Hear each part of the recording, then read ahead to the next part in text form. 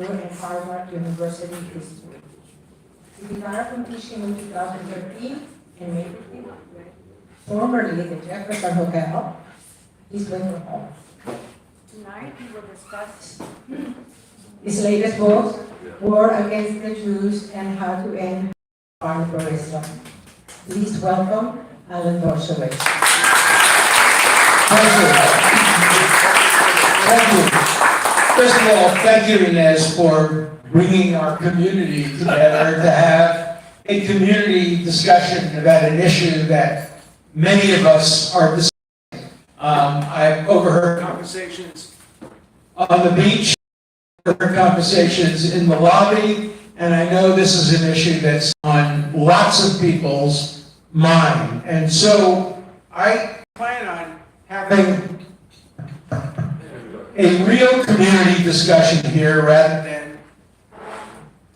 I plan on contributing money to get a better microphone system to the building, but that will come later. And so what I hope to do is start the discussion by speaking for a few minutes about my book, why I wrote it, how I wrote it, and then opening it up to a conversation between all of us in which we can share our perspectives and our views. When it comes to the issue under discussion, there are always going to be multiple views, and I want to welcome all views. No questions are out of bounds unless you ask me if OJ did it. I'm not allowed to respond to that, but beyond that, any question I can answer. Okay. I'm not going to be talking a lot about October 7th. I'm going to be talking much more about October 6th and October 8th, and I'll explain what I mean by that in a minute. But on October 7th, which was a Saturday, I try my best. I'm not an Orthodox Jew, though I was brought up that way. I try my best not to on Shabbat.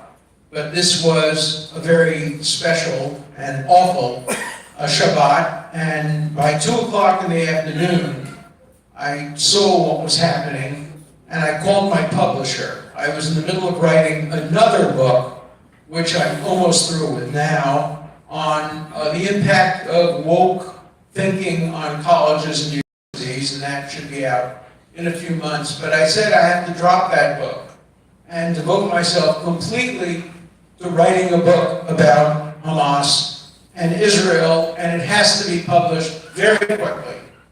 And he said, how quickly can you write it? I want about 150 or so pages. And I said, I can do it in 30 days. And he said, well, if you do it in 30 days, I can publish it 30 days afterward. And he actually published it 26 days afterward and is submitting it to the Guinness Book of Records. And as the second quickest book ever written, obviously the first was the Torah given by God in one day. And I'm not claiming that my book compares in any way to that except in speed. And so let me start with October 6th. October 6th was perhaps the most damaging day in the history of Israel, much more than October 7th. Because October 6th exposed the myth of Israel's intelligence invincibility and also military invincibility. Israel was utterly unprepared on October 6th. The military was utterly unprepared on October 6th. It was the worst intelligence failure in modern history. Much worse than Pearl Harbor, worse than the World Trade Center, and absolutely inexcusable. And I'll tell you an anecdote that Carolyn will confirm that shows you how much worse it is than the media has been even saying. So I was the first person outside of the Israeli military to be allowed into one of Gaza's terror tunnels. I went into the terror tunnel 2 days after the first one was discovered. I am a friend, have been a friend, an acquaintance of Benjamin Netanyahu since 1970. And my wife and I are friends with Bibi and Sarah. We had dinner with them the Friday night, 8 days before this happened. We were with them together for 8 hours. And I happened to be with Bibi in Israel when they discovered the first tunnel. And he gave me permission to go into the tunnel. And I went into the tunnel before he did. And I saw what the Hamas tunnels looked like. But I saw something else that day. The Israeli military, the southern branch, which covers Gaza and the border, introduced me to a group of, must be 30 or 35 women. Many of them are autistic and have other issues, but because they're autistic, they have this incredible ability to focus on particular things, and each of them has a kilometer. And they sit at the fence separating Gaza from Israel. They sit at the fence looking at their computer, and they have next to them, they have microphones and communication system, and they do it for 2 years. They take shifts of 8 hours each, and there isn't 1 second in which the fence is not covered. And they report the movement of any strange animal, person, or anything that they haven't seen. And they're really, really good at it. And several of these women reported to the major who was in charge of this that they saw these strange movements in Gaza of people preparing for what appeared to be an attack. And this arrogant male major just put down these women and said, "Stop bothering us with your stuff. We're not interested. And if you bother us anymore, you'll be court-martialed." And these women, these autistic women, could have prevented this from happening. And, you know, the IDF is arrogant and male-oriented. There are a lot of women now. I actually helped defend, represent 6 women who wanted to fly in the Air Force, and the IDF said, "No, you couldn't fly, you're a woman." They didn't say you couldn't fly because you're not able to fly. They said, "We don't want a woman flying in combat missions because if you're captured, you're worth more than men because of the fear that you will be raped." There's a legitimate concern about that, but I, with others, litigated the case and we won. And last year, the #1 ranked top gun in the Israeli Air Force was a woman. And so, but there's still a macho element of the IDF that was obviously reflected by the disaster. Okay, the intelligence failure. Every country has had intelligence failures. What was absolutely incomprehensible, and I think I know a lot about Israel, I cannot understand it as I sit here now. So it's 6 o'clock in the morning. The fence is broken into. The communication systems are destroyed. The people fly over with these makeshift wings, and several thousand people from Hamas, followed by several thousand Gazan civilians, break into Israel and start attacking. Now, Israel's the size of New Jersey, and it has F-25 Phantoms. Carolyn was there when the F-25s were delivered.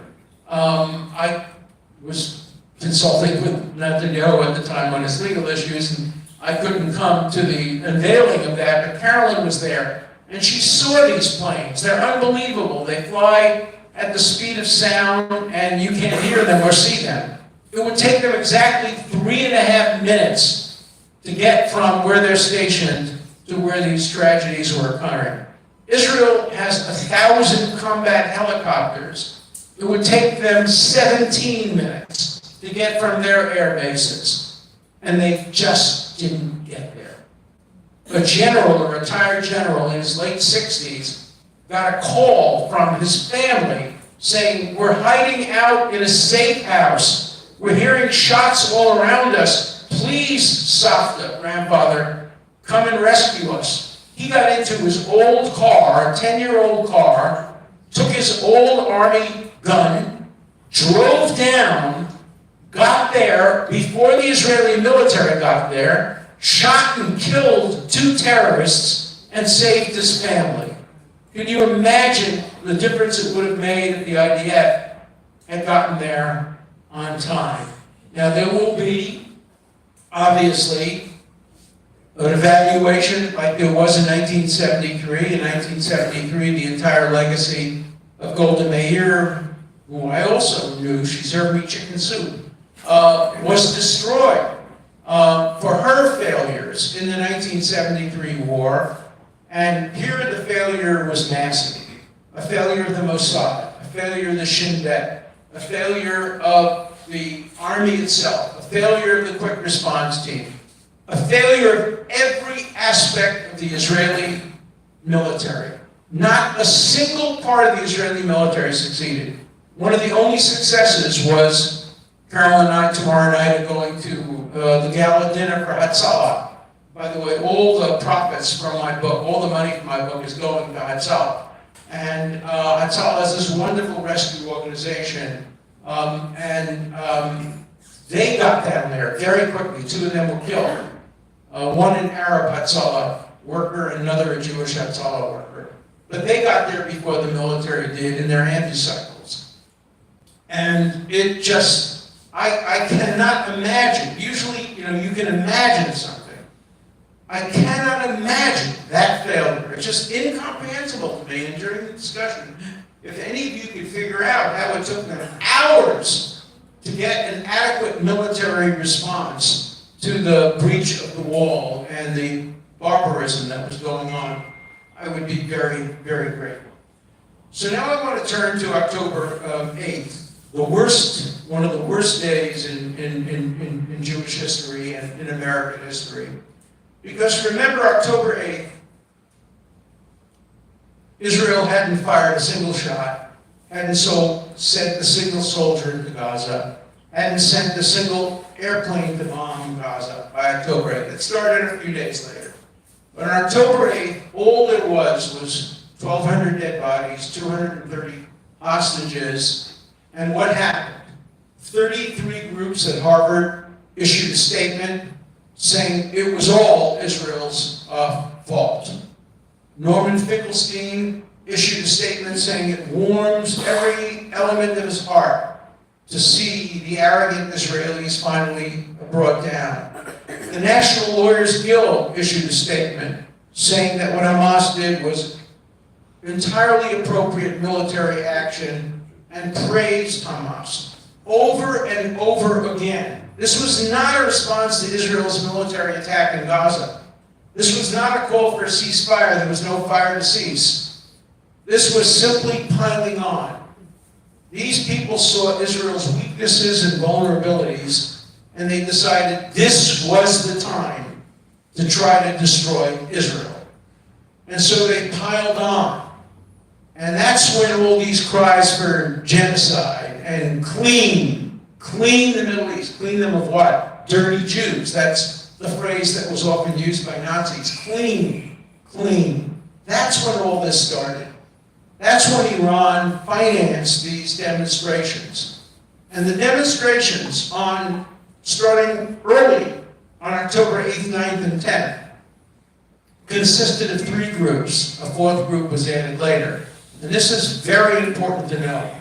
Who were the 3 groups? First group was what you would expect. Radical, Islamic, fundamentalist people who support Hamas, financed by Iran.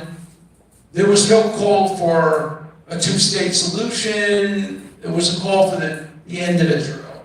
So the first group was the radical Islamic, we hate Israel, we love Hamas group. That was the first group. The second group, and here some of you may dispute me on this, but I've done the research and I know it's true. The second group, also well financed, were what we used to call communists. what we used to to call radical communists who seek to overthrow the government.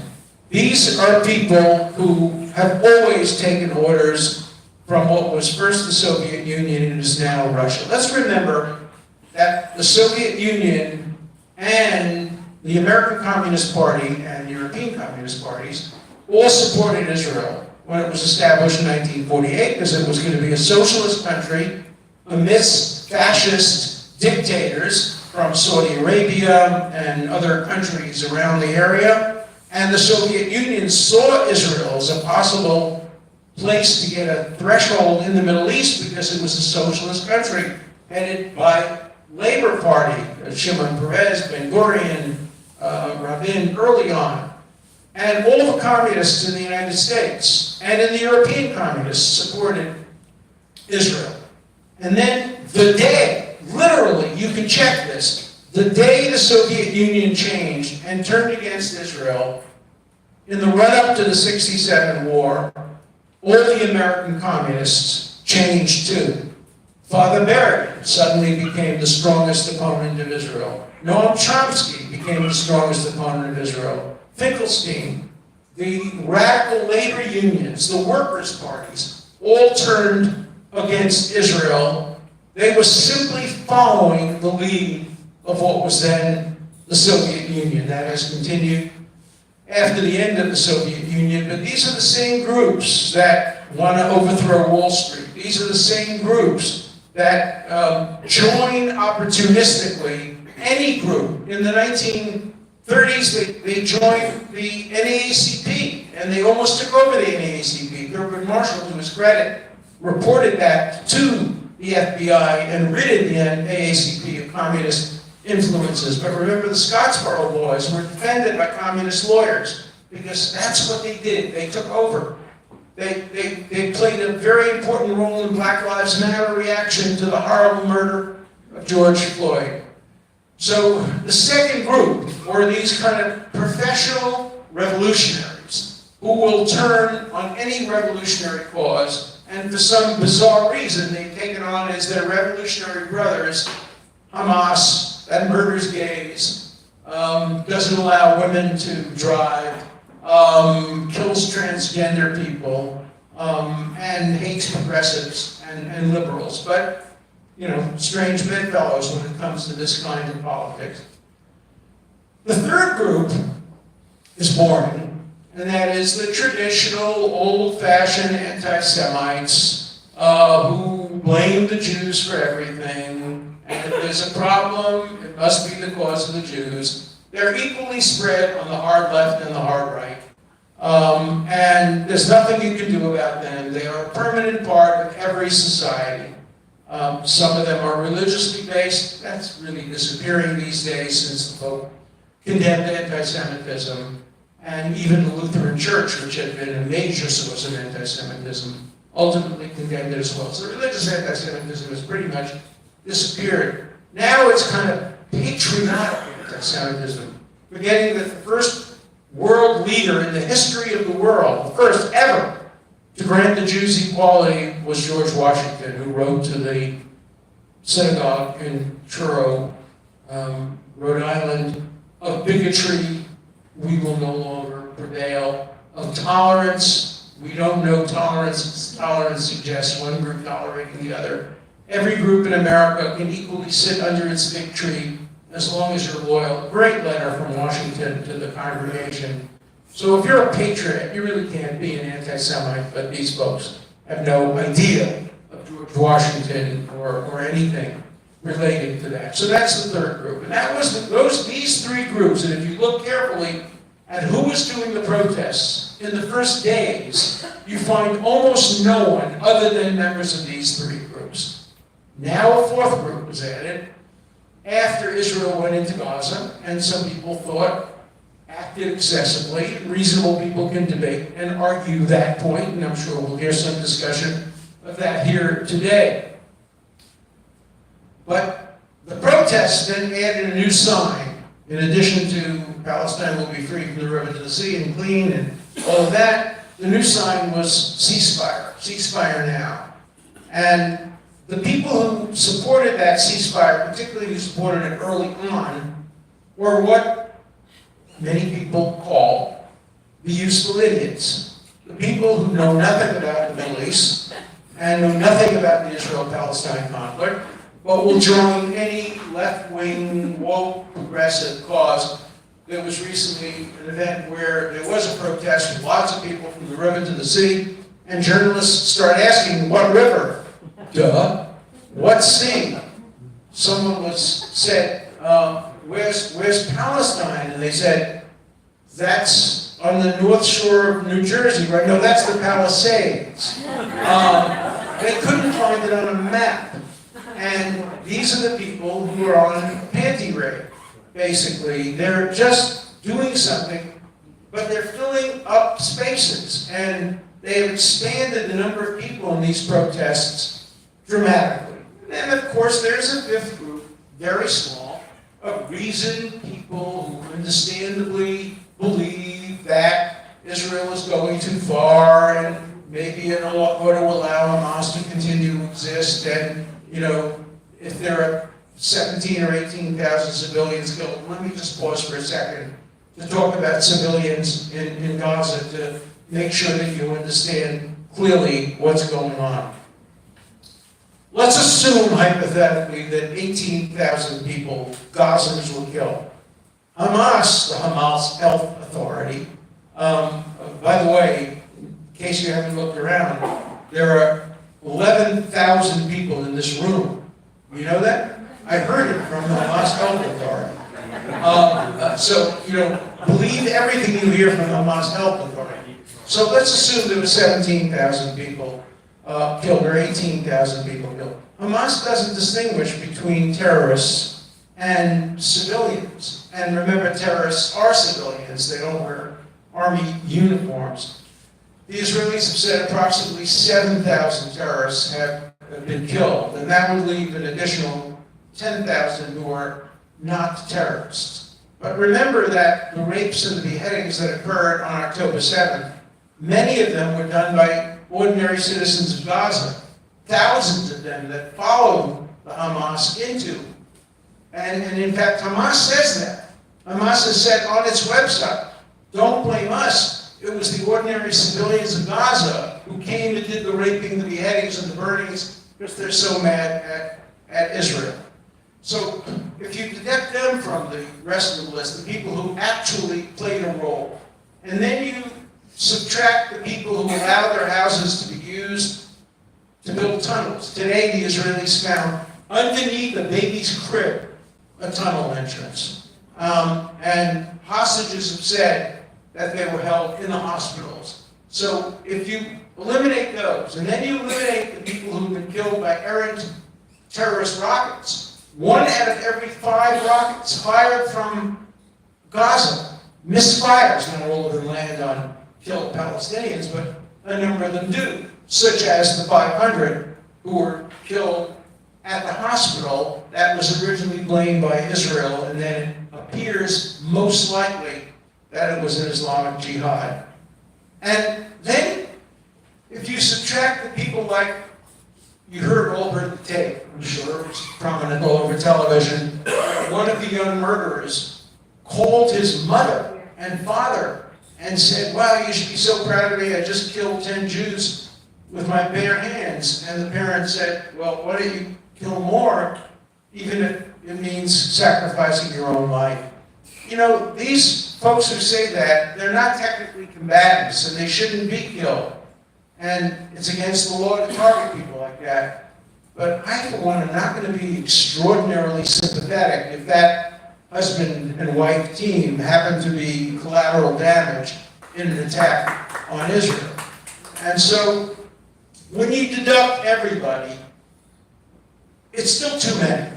Maybe it's 5,000, maybe it's 6,000. Obviously, every baby that's killed is a disaster and a tragedy. But remember, Hamas always says, they don't tell you how many are terrorists, but they tell you how many are women and how many are children. Let's start with the women. As if being a woman somehow immunizes you from being a terrorist. We know that one of the few things that Hamas allows women to do is to become suicide bombers. We know that one of the Hamas tactics, and this has been well documented, is they get their soldiers to rape a woman. And then because she's been raped, she is, quote, damaged goods. And the only way to restore her honor is to die as a shahid. So we know that women are used. The woman who everybody is so sympathetic to, who had her face blown off, and is shown on television a lot, she had her face blown off because she was carrying a bomb when she exploded at a checkpoint. So don't tell me about women. Tell me about innocent women. But there's nothing about being a woman that denies you the status of terrorist. And what about children? Don't we all hate when children die? No. Children, under Hamas's definition, and this is clear, it's not disputed, is anyone under the age of 19. Hamas starts recruiting terrorists from the age of 13.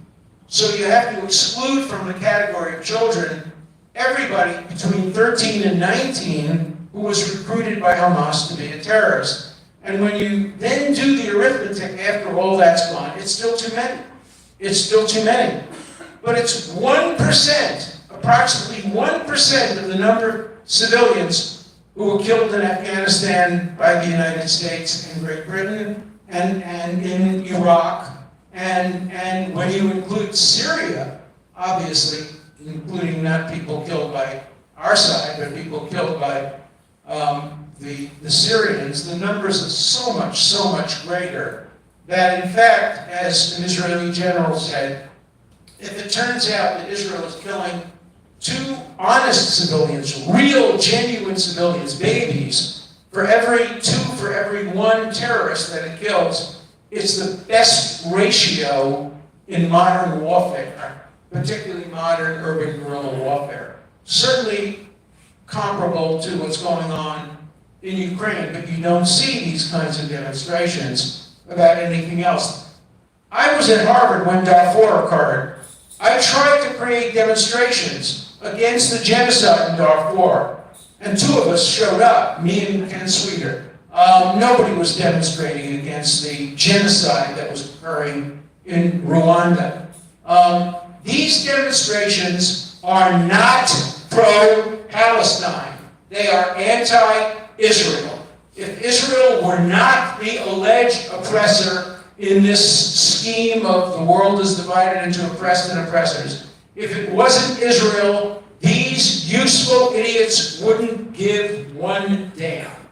They are not marching for the Uyghurs in China. They are not marching for the Kurds who have been denied a state by Syria, Turkey, and Iraq. They're only marching for the least deserving group of any of those, a group that has been offered statehood in 1947, 1948, 1967, 1994, 2000, 2001, 2005, 2007, and to get it tomorrow. I had dinner with Abbas in Washington, D.C. a few years ago, along with Ronald Lauder and with Ericott, the second in command. And he said to me, Alan, and he likes me for some reason, and he said to me, I know you're a friend of Bibi. Why don't you call him and ask him to recognize the state of Palestine? I said, it's 11 o'clock at night, which means at 6 in the morning. If you will utter the following words, I will wake him up and call him and get him to agree. Just say the words. I recognize Israel as a Jewish state. He said, I can't say it. I said, all right, I'm willing to compromise. Will you say, I recognize Israel as the nation state of the Jewish people? He said, well, someday maybe I could say that, but not now. I said, here's my phone number. Call me when you can say that.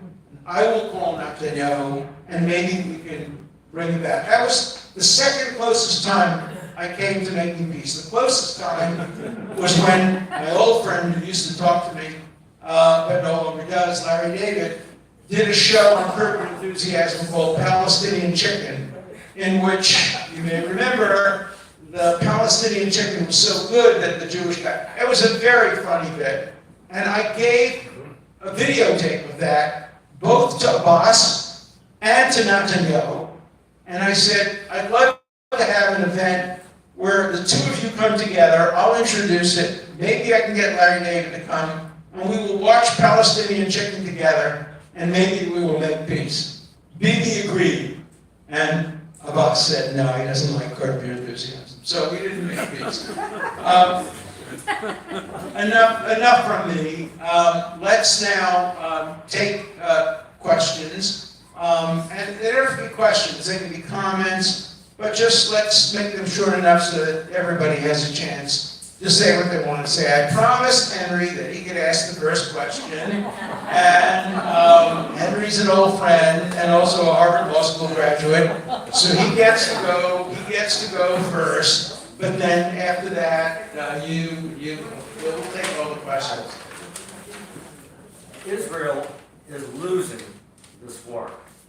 And straight out of your book, where you said they will prevail on the battlefield, but they are losing in the world of public opinion. Every single day brings some further decline in public and universal and global support for Israel. The 3 hostages, only the latest killed. Only the latest bad. So what would you do? I'm glad you asked. Because I will tell you what needs to be done. Okay. The whole notion of destroying Hamas is a fiction, a dangerous, naive fiction. You pointed out in the book, and generally it is recognized, that Hamas is embedded in Gaza. Yes. They are there. Yes. They're not going to be rooted out.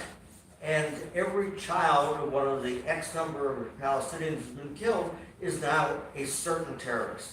What they need to do is to complete whatever operation they think they're going to have. And then they should withdraw to a border 2 or 3 miles south of the border. And there they should create a DMZ, a wall. So the United States has already said that's out of the question.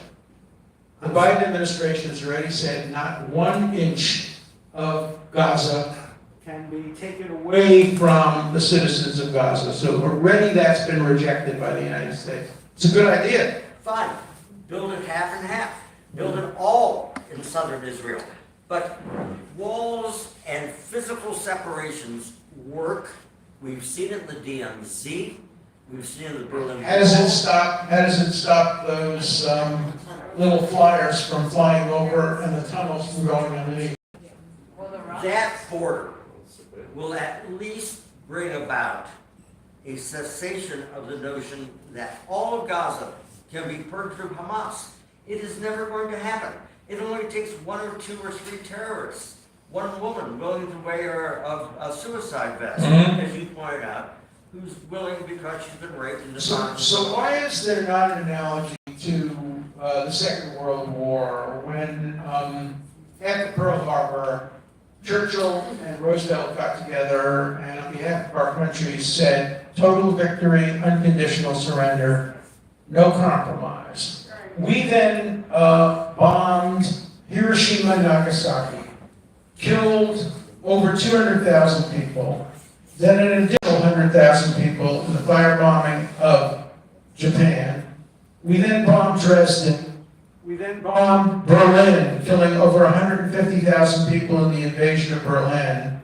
And as a result of killing all the leaders of Nazi Germany and imprisoning and killing the leaders of Imperial Japan, we wiped out their ideology. I think it's a myth. It's a myth that Secretary of Defense Austin repeated today, that you cannot wipe out an ideology. You can wipe out an ideology. What I think Israel should do is what the United States did in Germany, a Marshall Plan. They should immediately announce that once Hamas is defeated, every single citizen of Gaza will be, remember in Germany, they were given, I think it was $8.31 a person. Now you have to multiply that by 10, from 1945.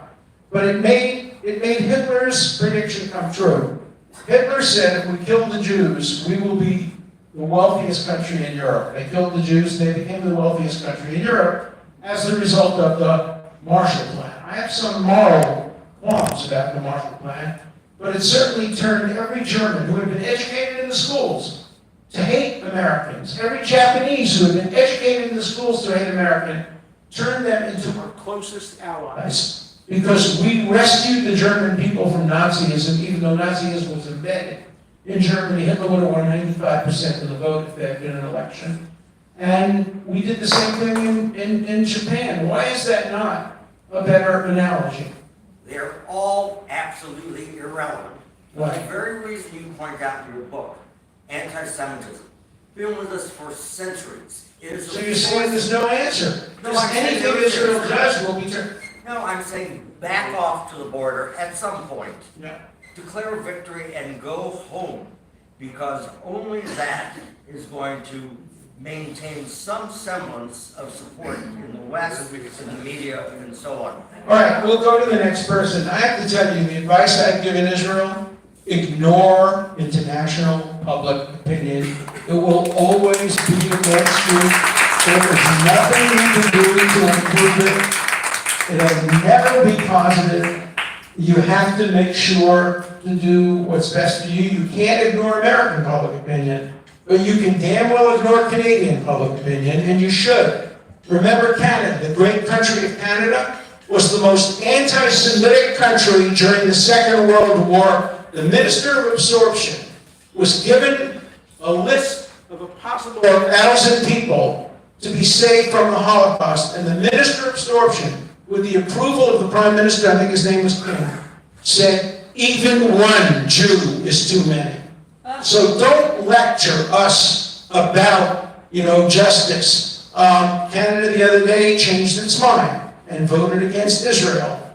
France changed its mind with its great history of anti-Semitism. So, look, Israel has to maintain a high level of morality, but it can't maintain a level of morality that's ever going to satisfy Human Rights Watch, Doctors Without Borders, which is the worst organization today. I don't know if you know the history of Doctors Without Borders. They have become complete Hamas spokespeople. They say everything Hamas wants them to. They help hide Hamas fighters. UNRWA, actually, one of the people from UNRWA kept one of the hostages in their apartment. I mean, the idea that these human rights organizations, Human Rights Watch, paid for by Soros, George Soros, stolen from Robert, what was his name, the guy who founded Human Rights Watch, a great person, the former editor of Random House, and it was taken over. And all these international human rights organizations are going to be against Israel no matter what Israel does, as long as Israel exists. And I agree with you, it has to strike a balance, and your idea may be a very good one. Building walls, high walls. And who was it, the comedian the other day, who said maybe we ought to move Israel to Texas, and then Bill Maher, and then at least the Wailing Wall can double as the wall against Mexican immigration. Funny, but not real. Okay. I ask two questions because I will have another chance. First question, you mentioned that it was great failure of intelligence and military. Right. But I heard from my friends in Israel and from press that it's also failure of government, political failure. That's the first question I want to ask your opinion. What do you mean by that? Basically, they blame policy of Netanyahu or his government Which policy? of supporting Hamas and trying to separate Gaza from Hamas from Fatah. Okay. So I know quite a bit about that. Let me talk about that first, and then you'll get the second question. Okay, I will make sure that. So Carolyn and I, at the invitation of the Emir of Qatar, went to Qatar a couple of years ago and met with the Emir. I've now met with him 3 times. And we were told that Qatar was sending humanitarian supplies to Gaza. And he asked me, the Emir of Qatar asked me to see that that can continue. And so I spoke to the Israeli intelligence, and I spoke to the head of the Mossad, and he said, this is, by the way, at a time when Netanyahu was not in office. He said that's the policy of Israel. The policy of Israel is to use Qatar to try to get humanitarian aid to the people of Gaza in a way that doesn't get it to Hamas, which is very, very, very difficult.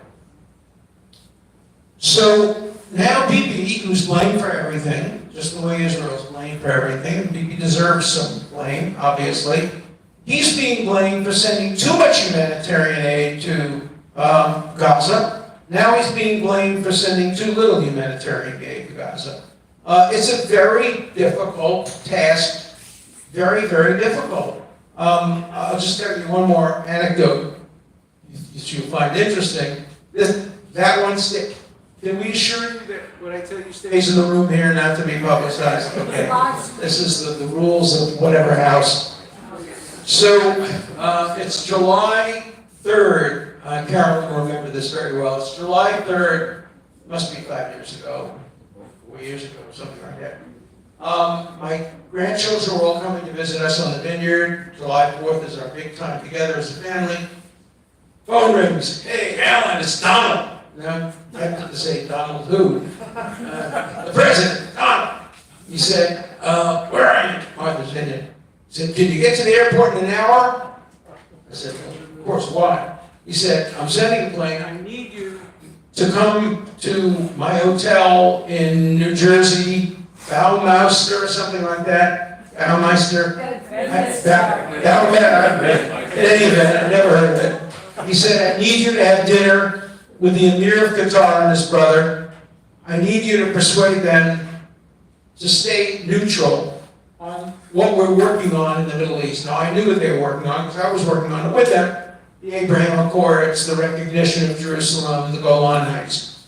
So, regrettably, I got on the plane, and there was a big party that night. Carolyn went, and my grandchildren went, and I went, and I had dinner, and they flew me back in time. I got home before they got home from the party. So I was only gone about, I don't know, 6 or 7 hours. But there was a table like this, and here was the Emir of Qatar. Here was President Trump. There was the Emir of Qatar's brother, and for some reason they sat me at the head of the table. I was the oldest person. And I'm talking to the Emir of Qatar, just talking his ear off as to how important it is to Qatar to maintain relationships with Israel as well as other countries, and how peace and the two, well, the Abraham, of course, it wasn't called that then, would be a good thing. And I'm really making progress. I'm really pleased with myself. He's listening to me. Suddenly, this guy, Donald, leans over in front of the Emir, kind of a little disrespectfully, and says, so Alan, why don't your people vote for me?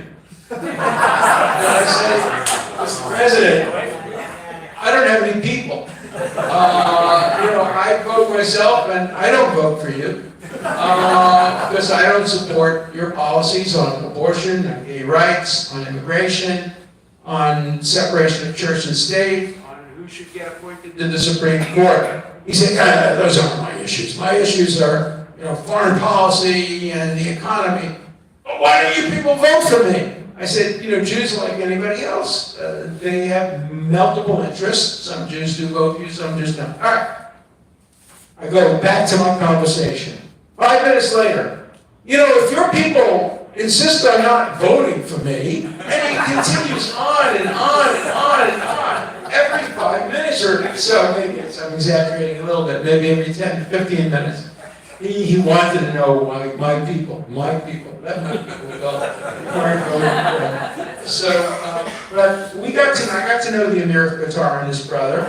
The Emir of Qatar's brother really had a crush on my wife. She denies it, but I saw it. Showed him her favorite horse and her favorite camel and all of that. We had a good relationship with them. He invited us to the World Cup. Didn't go because I didn't like the way workers had been treated during the World Cup, and I didn't want to be part of that. But You know, he's playing a very important role these days. You can condemn him, but on the other hand, if he manages to help hostages get out, and if he can do something that's positive, I'm going to applaud him. So, your next question. My next question is, Biden administration requested combined request for help Yeah. to Israel and $64 Ukraine. million to Ukraine And and Ukraine. $3.4 And million you to mentioned Israel. that somehow Russia influenced protesters and Israel haters.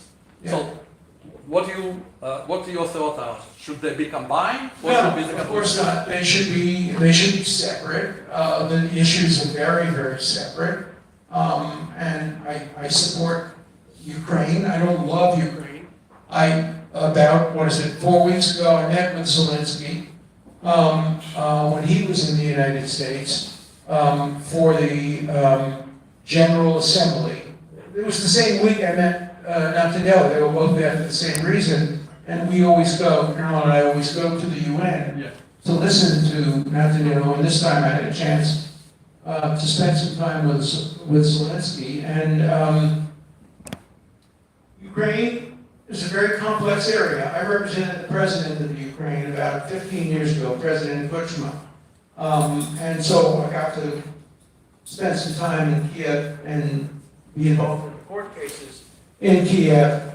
But, you know, Zelensky, I wrote an article condemning him when he made that horrible speech to the Knesset of Israel, in which he said, 50 years ago, or maybe it was 70 years ago, I guess, Ukraine made a decision to help the Jews. Yeah, to help the Jews go to the gas chambers. Ukraine was the single worst country, other than Nazi Germany, much, much worse than Poland, worse than Lithuania, worse than Latvia, worse than Estonia. Babi Yar was not a minor incident. It was a collaboration of Ukrainian nationalists and Nazis. In fact, when I represented Kuchma, I said as my legal fee, in addition to my hourly fee, I want you to promise to try to get the statue of Khmelnytsky, the butcher of the Cossacks, who butchered hundreds of thousands of Jews, taken down. He promised me he would, but he didn't. We got to acquit it. We won the case, but I didn't get my full legal fee. I'm still waiting for it. Yeah. What are your thoughts about President Gay at Harvard? Almost all negative. Sure, first of all, she is not qualified to be a professor. Her writings are singular, unoriginal. That doesn't mean she's not qualified to be president. There have been presidents. President Pusey, who was the president of Harvard when I got there, was really not qualified to be a professor. He was not a major scholar, but he was a pretty good president, although he told me in no uncertain terms that there would never be a Jewish president at Harvard. Then there were 3. President Gay is a disaster by all standards. She is one of the biggest pushers of what's called DEI, which is diversity, equity, and inclusion. The diversity means only skin color, so Jews and Asians are excluded from diversity. Equity is the opposite of equality. It means you judge people by their identity, not by their individuality. In fact, under equity, some schools have made it a microaggression to quote Martin Luther King's dream, I dream of a time when my children will be judged not by the color of their skin, but by the content of their character. That's a microaggression today, because people are supposed to be judged by the color of their skin. And inclusion explicitly excludes Jews. Moreover, she was responsible as dean of the faculty for this incredible grade inflation that we're seeing. 90-odd% of students at Harvard and Yale now get A's in every course, which means that students who come from unprivileged backgrounds have no opportunity to compete. You know, all philosophy is biography, autobiography. I just think of myself for a second. You know, I graduated Brooklyn College, not an elite school. I went to Yale Law School. I didn't know a single lawyer. I had no contacts. I had no, you know, with a name like mine, a Polish history. How could I have ever accomplished anything unless there was real grades? When I went to Yale Law School, the average grade was C.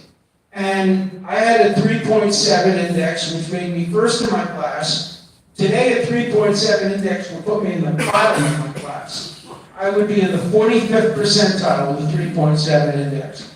How do you compete if you're Jewish or you're Asian and you don't have family and you don't have wealth? The only way you compete is through grades. And when you eliminate grades, which is what is happening, they don't technically eliminate grades and just give everybody a trophy for showing up called an A.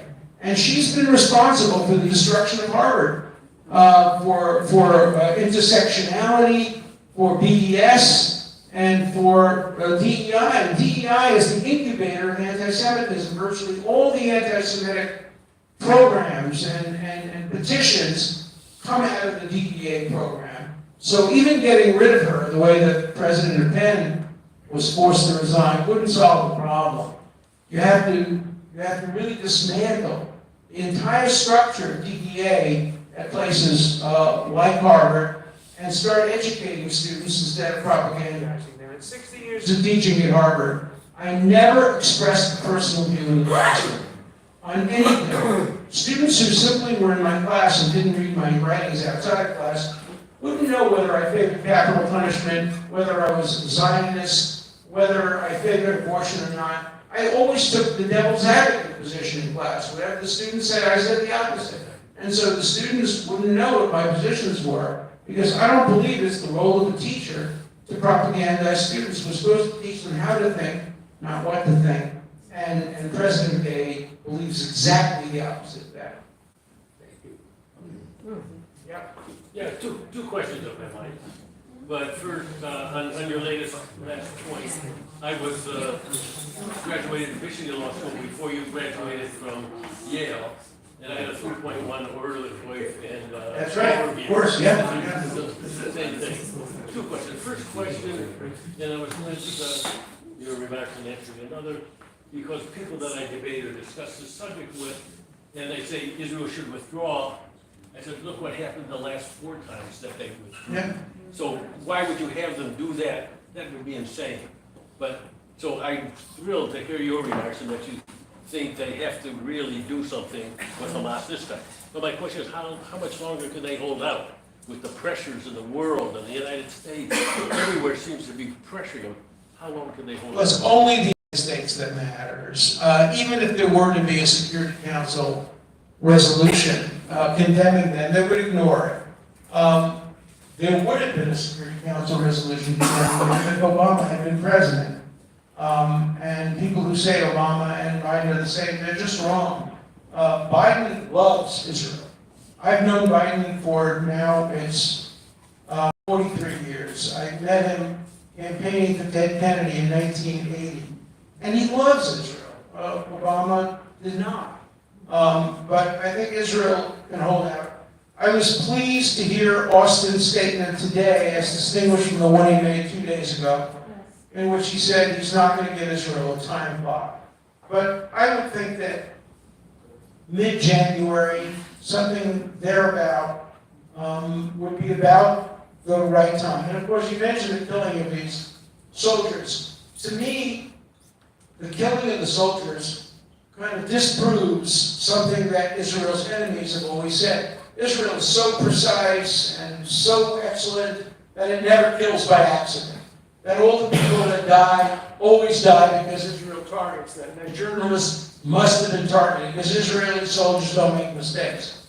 Look at this. I mean, could you imagine a worse series of bungles than 3 people finally escaping after weeks of captivity, writing on a sheet in Hebrew, "We are hostages, let us out," taking their shirts off. They should have taken their pants off too. I don't know if it would have helped them. But, and then they get shot and killed. It's just the most horrible of tragedies. Now, Yeah, I just want to say that I think Americans were as shocked about October 7th as they were to see these massive demonstrations of 20, 30, 40,000 people throughout American cities, as well as Europe for that matter.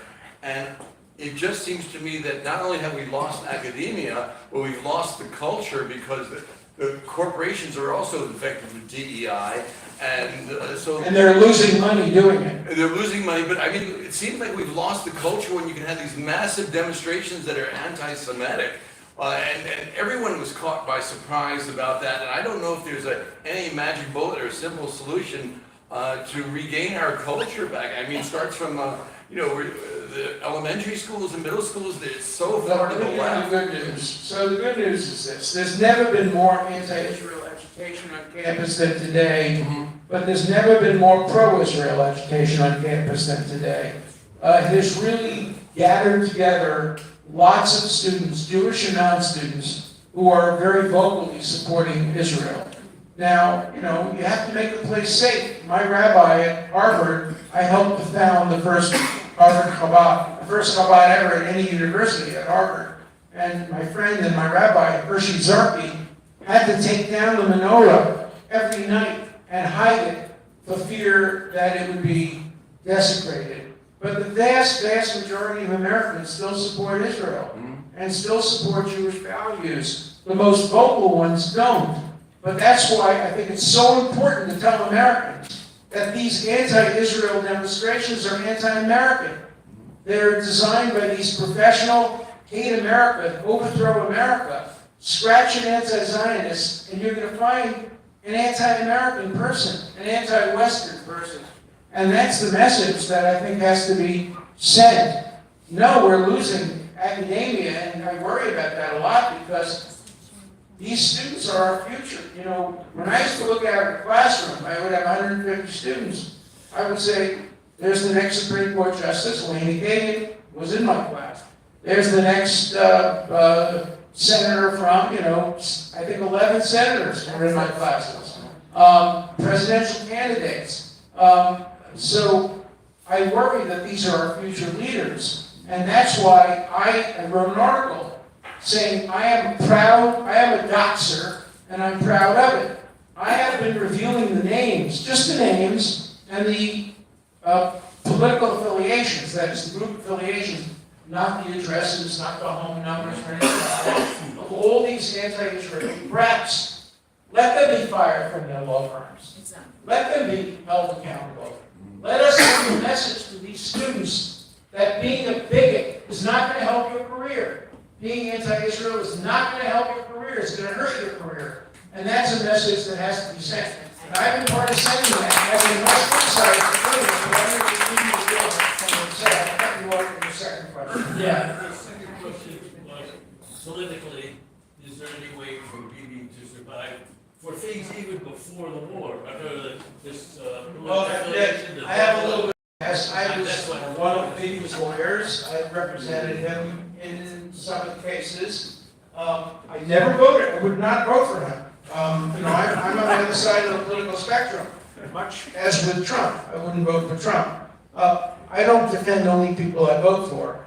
I think it would be very, very difficult for Bibi to survive unless they achieve a spectacular victory, which is, as Henry says, unlikely. Yeah.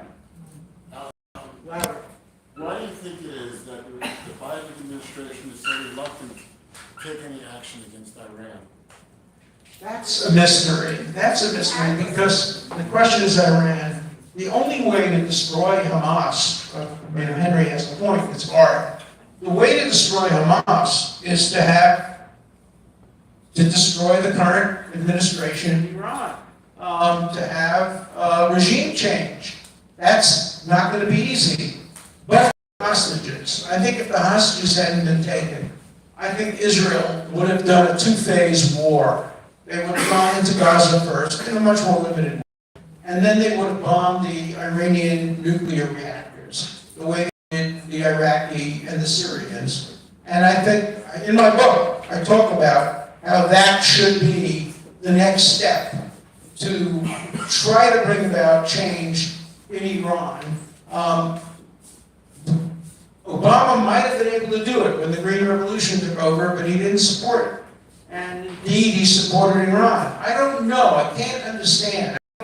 John Kerry is a big supporter of Iran. Biden was a big, not Biden, sorry. Obama was a big supporter of Iran. I just don't understand it. They are the most dangerous country in the world, more dangerous than North Korea. If they were to get a bomb, remember North Korea doesn't export its tyranny any more than Iraq did. If I had to do it over again, I would not have toppled Saddam Hussein. He was a danger only to the Iraqi people, not to the rest of the world. The same thing is true of North Korea. The dictator of North Korea does not pose a danger to us. But Iran does pose a danger to us because it exports its terrorism. Even yesterday, the day before yesterday, we saw Hamas proxies being arrested in 2 cities in Europe. And it's coming to a theater near you. Because again, Iran regards us as the big Satan. So I think the next step has to be toward Iran, but Israel can't do that by itself. Yeah, ma'am. Yeah. Okay. Do you think within our lifetimes we will see the establishment of a separate Palestinian state? Well, you're much younger than me, so I will say, not in my lifetime, but perhaps in yours. I have been an advocate of two-state solution since 1970. I debated Noam Chomsky in 1970, and I called for the two-state solution. He called for the one-state solution. He said he wanted there to be one state encompassing the Jews and the Arabs and the Muslims. And I said, how did that work out in Pakistan and India? How did that work out in other places? A good divorce is better than a forced marriage. So I've always been in favor of the two-state solution. It's become much harder. Ehud Olmert is a close friend of ours. I disagree with a lot of what he's been saying recently, but we're friends. And every time I go to Israel, we have a meal together. Ehud Olmert tried very hard to bring about a two-state solution. He offered the Palestinians 97% of the West Bank with the other 3% land swaps, in which they would have ended up with 100% of the territory, but it would have included some parts of what is now Israel, particularly in the Afula Triangle, which is 95% Arab. A symbolic right of return, a joint capital in Jerusalem. And they said, no, the Palestinian leadership does not know how to take yes for an answer. When I spoke to Abbas, I could say he had second thoughts about that. Remember also, Abbas didn't say no to Olmert. He said I can't say yes now. And then Olmert, unfortunately, like so many damn Israeli politicians, got himself indicted. I visited Olmert in jail. I invented a new joke. I haven't invented too many jokes, but I invented a joke which caught on in Israel and was published. My joke was, when an Israeli prime minister gives you his cell number, it's not necessarily his telephone.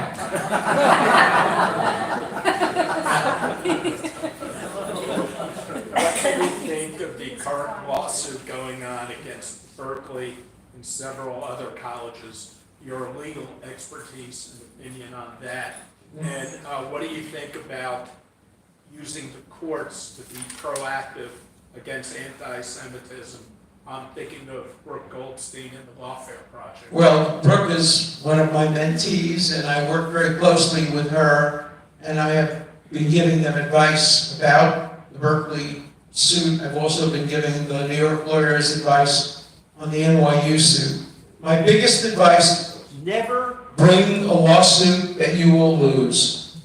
Having a loss in a case like this is much worse than leaving the status quo. So I only support lawsuits that I think have a very, very substantial chance of winning. We started a new thing in New York. In New York, there were a lot of attacks on Hasidim in Brooklyn and in Long Island and in places like that. So we started a group of lawyers. We put together a group because the police response wasn't adequate. So we started a group called Hit a Jew, We Sue You. And we started filing lawsuits against these poor people who have no assets. And what we told them is, you hit a Jew, we're taking away your 2000 2006 car. We're taking you out of your crummy one-bedroom apartment. We're taking away your welfare payments. Screw that. Don't hit Jews. And we've started to do that, and we'll see. It's not easy to do, because lawsuits are expensive, but we have to show these folks that even if the police don't go after you, somebody's watching over your shoulder. And you don't go around hitting old Jews with cane and knocking them to the sidewalk and then gleefully walking away from it and laughing. We're going to get you. Clarify your answer. Are you saying that the Berkeley lawsuit, you don't believe the Berkeley? The Berkeley lawsuit has a very good chance of succeeding Okay. so you think because it's a state university. Private universities are more difficult to beat. NYU is a private university. You have to sue under contract. And the contracts are almost never explicit, they're usually implicit. But state universities, you have, and Erwin Chermerinsky, who's the dean of Berkeley Law School, a good friend of mine, and I disagree. He says it's okay for state-sponsored clubs like Feminist Club. There's a feminist club at Berkeley that explicitly in its charter, amended its charter, to say no Zionist will ever be permitted to speak. So that the dean, Erwin himself, can't speak about abortion at the feminist club at Berkeley because he's a self-proclaimed Zionist. I think that lawsuit has a good chance of winning. Yeah.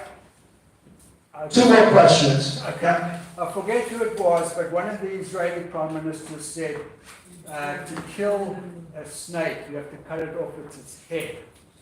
So my question is, with Netanyahu going after Hamas, and he says he's going to destroy Hamas, but you have the leaders sitting in Qatar, there are very high up the rank members that are actually living in South Africa now. I didn't know that. I knew Turkey and Qatar. Yeah, and you know, the South African government have sided with the Hamas or Palestinians, and they actually closed down the Israeli embassy there and invited Hamas to open up an embassy there. So I think. Look, South Africa is the biggest disappointment. I was one of Nelson Mandela's lawyers. I tried to work out a deal when we got Sharansky out to get him out as well, and he refused to accept the deal, understandably, because he didn't want to be considered a spy. South Africa, I hate to say this because I think you're absolute, South Africa is a failed country, and it is going down the drain. And I have to tell you, I'm not helping it. It has turned into a racist country, an anti-Semitic country, a country where Jews played such an important role in ending apartheid, and there's been no appreciation shown for that. Helen Zusman is no longer regarded as a hero. Albie Sachs turned against Israel and turned against the Jews, even though he was Jewish. So South Africa has become part of the problem, not part of the solution.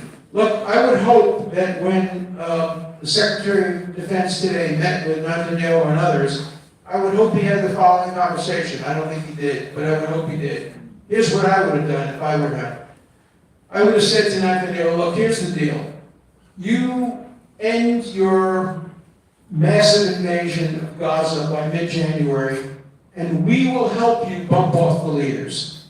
We will help you assassinate the people in Qatar and Turkey, or at the very least, we'll support you if you do it. I don't think we heard that, but that has to be the quid pro quo. You can't allow these leaders to remain viable and condemn Israel for trying to kill them when, in fact, you remember what happened after Munich. After Munich, Golda Meir said, we're going to get every single one of them. And they got 9 out of the 10.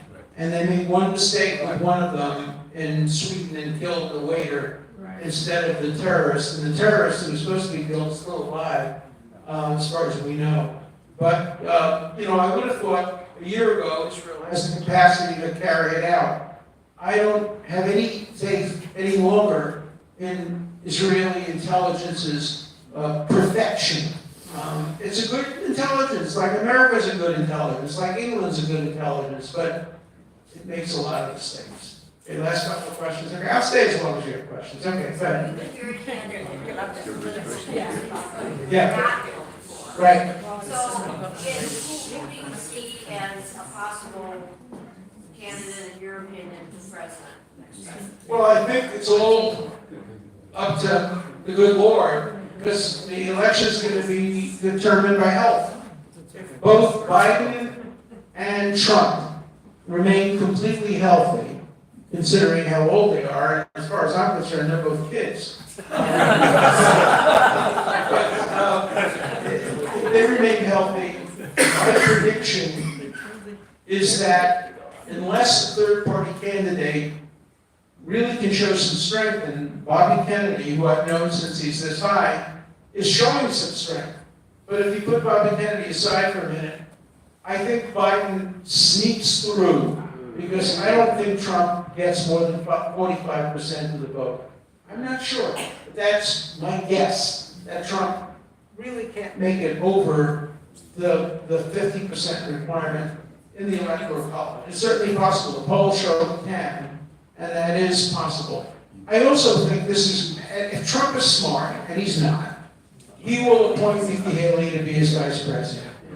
Because a lot of people are going to vote on who's the vice president. Why? They don't care who the vice president is. They care who the next president is. And when you have somebody who's going to be 86 and somebody else who's going to be 82 at the end of their term, you got to look at the Metropolitan Life Insurance tables. And you have to say to yourself that the vice president has a good chance of being president. And a lot of voters will say, do we prefer Nikki Haley or do we prefer Kamala Harris? And they're going to say, we prefer Nikki Haley, even though we don't prefer Donald Trump. But Trump isn't smart. Trump makes decisions based on impulse. How nice have they been to me lately? What did she say about me? I would hope that wiser, for his sake, not for the country's sake, but for his sake, that he would think about Nikki Haley. I think there's a chance she'll get the nomination, because she's kind of moved a little bit back from attacking him, certainly not as much as the former governor of New Jersey has gone after him, and as some of the others have gone after him. So, look, it's a year away, and a year away, it's 11 months away. It's impossible to predict. The economy can be manipulated by the incumbent administration. Oil prices will go down dramatically because the Saudis want Biden to be the president, and they will flood the market with oil, bringing down oil prices. Will that have enough of an impact on inflation? Nobody knows. It's so complex. A couple more, yeah. I'm sure you make it. Yeah. I can't see you. I just want to get back, if we can, to academia. To what? Academia, the students, what's going on in the colleges, the universities. We have a large group of, it's just unbelievable how many anti-Semitic protests there are. And like you said, there are two basic Palestinian organizations that organize it and start it. The people don't know what's going on. I listened to Larry Summers and Jeff Zucker. Those are Jeff Zucker, who's head of CNN or owns it, and Larry Summers, who I'm sure. Jeff Zucker was fired from CNN for having an affair with an underling. Right. He's a despicable man. I hate him. All right. Two Jewish men who spoke in the Temple Mount, and they don't come out and talk about what's really. Where did they speak? At Temple Mount. It was The one here? No, in New York. The one that banned me. They won't allow me to speak about Israel at Temple Emmanuel. But they'll allow Zucker, who made CNN into one of the most anti-Israel stations around. That's what Temple I'm trying Emmanuel to welcomes say. him, but not me. No, Okay. what I'm trying to say, why. But I'm going to speak at this Temple Emmanuel soon. Why don't we have more people who are Jewish, or Larry Summers? They come out milky white about what's going on at the universities. They're afraid to I'll say. tell you why. No, My friend Steve Trachtenberg, who is the president of George Washington University, told me the other day, the one criteria that there isn't to be a president of the university is courage. And these people don't have courage. They don't have the guts to speak out. I guarantee you Larry Summers' views are quite different from what he has expressed. He showed support for President Gay because he was the former president of Harvard. I guarantee you, one good drink of scotch sitting around, he would tell you But a that's, very different but view. that's not important, we need him to come out and say things. But That's I my want point. you to Benny Shapiro, he's the only one who comes out at Yale. It's so easy for Ben Shapiro. Don't give me Ben Shapiro. Let me tell you why it's easy. If you're a right-winger, as Ben Shapiro is my former student, I like him. But if you're a right-winger, you have no cognitive dissonance. There's But no he issue. pulls Wait, out let me these finish. students, Then he I'll pulls give out you the these answer. Let me finish. progressives. That's my point, please. Okay. When you're an extreme right winger, and you don't believe in a woman's right to choice, you don't believe in gay rights, you don't believe in a moderate Supreme Court, and you believe in Israel, life's easy. There's no cognitive dissonance.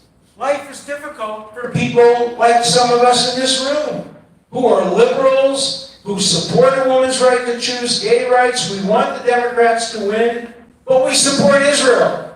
It's so easy for Ben Shapiro. It's so easy for some of the people that are right-wingers and support Israel. So don't give him too much credit. I'm not, can I just say one thing, I don't know if the audience knows this, but the one thing he does, and that's what I'm trying to say, we need more people like him. He calls out the young people. He tells them what's wrong with their agree with that. dissertations. Goes point by point, they don't know. The book starts with a Israel. quote from Ben Shapiro. But I'm Yeah. saying we need more people like him to go around and speak to. He these has leaders. zero influence on colleges and universities because he's a right-winger.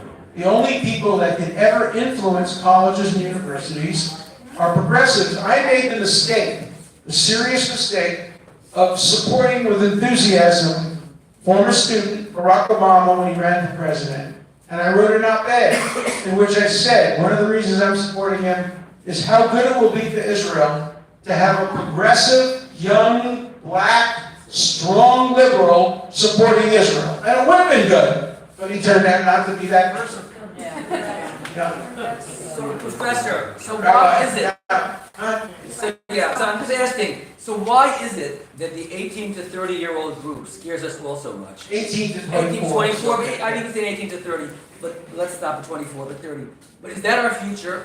And it seems like we're not reaching them the right way. And I think Sure. what you just said, the idea of the progressive message, all these countries that are creating narratives that are resonating with them are all fascist, right-wing countries that are not representing any of the views they represent. And here we have a progressive community, people like yourself, and I'm just wondering, thinking out loud, how is it that we're not able to create the narrative that Israel really is the underdog here, which is what they're looking for, that really is the progressive country, which is what they're looking for. But it's not for lack of trying. I know, but I'm just thinking out loud. I know, God bless you. I want to just clap because you are speaking about courage, what you've done with your whole life, the way you really walk into left-wing progressive places and have the courage to say what you say is just I beyond. get to do that once, then they don't invite I me understand, but back.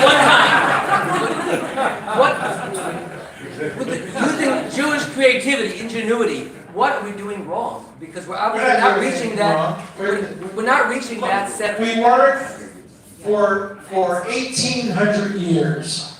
The vast majority of the world believed that Jews killed Christian children, take their blood, and bake them into matzahs. I know because I have in my home, not here in New York, an actual blood libel from 1490, printed in High German, showing a picture of a rabbi taking the blood out of a Christian child and using it to bake in the matzah. Everybody believed it was true. No public relations firm could turn that around. Nobody didn't believe it. If you were Christian, you believed it. Everybody was wrong, and we were right. One of the reasons why Jews have been so creative and so successful academically is for centuries we have had to disprove what everybody else in the world proved. The modern blood libel is Israel. And don't think it's going to be easy.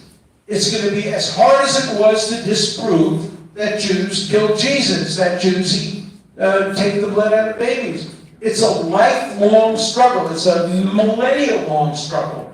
And none of us in this room may live long enough to see the end. We're all spoiled. Because we lived, many of us came to adulthood, during the only period in modern history, a 50-year period, with almost no anti-Semitism. 1945 to 1995 was a sport, was a strange time in history. There was anti-Semitism up to then, and now there's anti-Semitism since. And we're all spoiled. Because we came to adulthood at a time, look, I experienced anti-Semitism. I mentioned before, I was first in my class at Yale Law School, and I got turned down by 32 out of 32 Wall Street firms. Didn't hurt me, but that was the reality. The reality is you couldn't live in Tuxedo Park, New York. The reality is you couldn't work for the Metropolitan Life Insurance Company or big banks or big securities companies, which is why Jews started their own Goldman Sachs and other things of that kind. So anti-Semitism has been the norm. Support for Jewish causes has been the exception. Again, 1948, Soviets supported Israel. Non-Jews supported Israel. The State Department didn't, by the way. The one consistent point that has permeated American history and didn't have it 50 years is the State Department. The State Department killed 1 million Jews. Literally, the State Department murdered 1 million Jews. 1 million Jews could have come to the United States under the visa programs and everything, and the State Department kept them out, like the Canadian State Department kept them out. The State Department has had a consistent history of anti-Semitism, no matter who the Secretary of State is. Tony Blinken's stepfather's a Holocaust survivor. Other secretaries of state, Henry Kissinger, a friend. He used to sit next to me in shul. He would come every year and say Kaddish for his parents, on Yom Kippur. You could be critical of him, but his heart obviously was in the right place when it came to Israel. He couldn't ferret out the anti-Semitism at the lowest levels of the State Department. So anti-Semitism is the constant, and how to fight it is the variable. Israel is the Jew among nations, so nobody should be surprised that the world is turning against Israel. And the world began to turn against Israel before it fired a single shot. That's the key. That's why October 8th is so important. One more question. Did you ask one already? No, I haven't. Okay, yeah. The Houthi rebels. Who? The rebels in Yemen. I don't know anything about them. Well, the chances are that could explode, and just a matter of time before they hit a ship in the Red Sea. And Yeah, they've stopped shipping in the Red Sea now. the Allied forces are going to do something with NATO group. Don't count on it. Well, that could be a distraction that takes away from Israel that there's World War III. It could be. Okay, I know there's one more question, so let's have that last question. I have a couple of questions. Huh? I have a couple of questions. The first question I have is that, I'm a lot younger than you guys, and I read the newspaper, and I see that over 50% of young Americans are pro Hamas, which is That's right, yeah. Now, from your experience, was this the same thing a decade ago, 20 Oh, no. years ago? Oh, no. 50 years Oh, ago? no, not at all. It's become, look, I represented the Chicago 7. Remember those guys? Yeah. I'm going to end on a crude note. But I represented the Chicago 7. And I remember talking to one of them, I won't name him. But he had been a right-winger. And suddenly he became a left-winger and was part of the Chicago 7. I said, why did you become a left-winger? He said, the sex is better. It's easier to get laid if you're on the left than if you're on the right. And, for him, it was as simple as that. And for a lot of college kids today, it's as simple as that. You're in or you're not in. And if you want to be in, you have to be on the hard left. If you're not on the hard left in universities, look at the statistics. DEI, the first word is diversity. They did a poll the other day. 3% of Harvard's faculty identify themselves as conservative. 3%. 97% either liberal or leaning liberal. Is that diversity? No. And it's not the liberals that are causing the problem. I think of myself as a liberal. It's the radicals. And I bet you that among the 97% of left, leaning left, at least 30% are radicals and anti-American and anti-Israel. Many of them are Jewish. And, you know, some of the worst anti-Semites in the world historically have been Jewish. Let's remember where Gertrude Stein spent the Second World War. She spent it under Gestapo protection in occupied Vichy, the Vichy area, turning in Jews, pointing out places where Jewish children were hiding. She nominated Hitler for the Nobel Peace Prize. So we've had our enemies from the beginning of time. Norman Finkelstein, Noam Chomsky. These are people who are always going to be against everything Israel does. So, you know, my parting message is this. The Psalm of David says, I'll say it in Hebrew if any of you understand, then I'll translate it. Hashem Ozli Amo Yitain. God will give the Jewish people strength. Hashem Yivarech Amo B'Shalom. Then God will give the Jewish people peace. The message is so clear that for Jews, unlike any other group in the world, they must have disproportionate strength to survive and have peace. So let no Jew ever apologize for their strength, for their academic strength, for their financial strength, for their military strength. Jews need strength to survive and to have peace.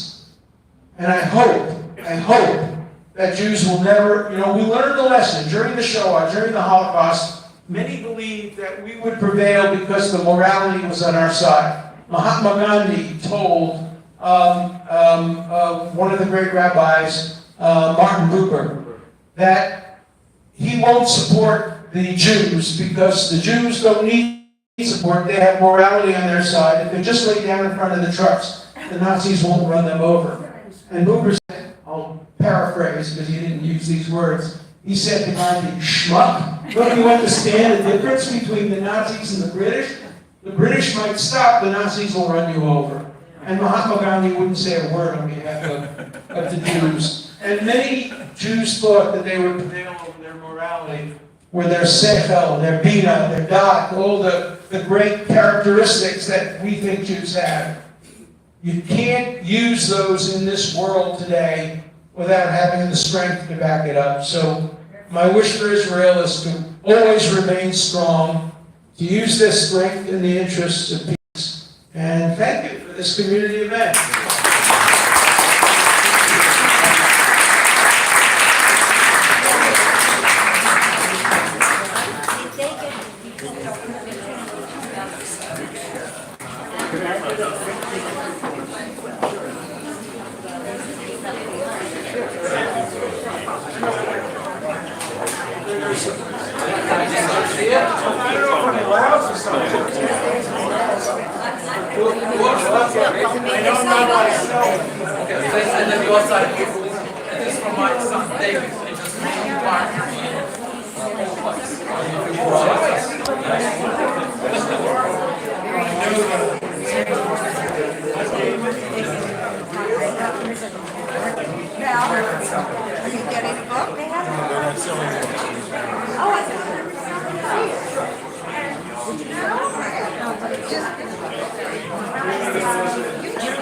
I didn't know you were doing something. Yeah, I've been in Washington before they built it. Yeah. This is that.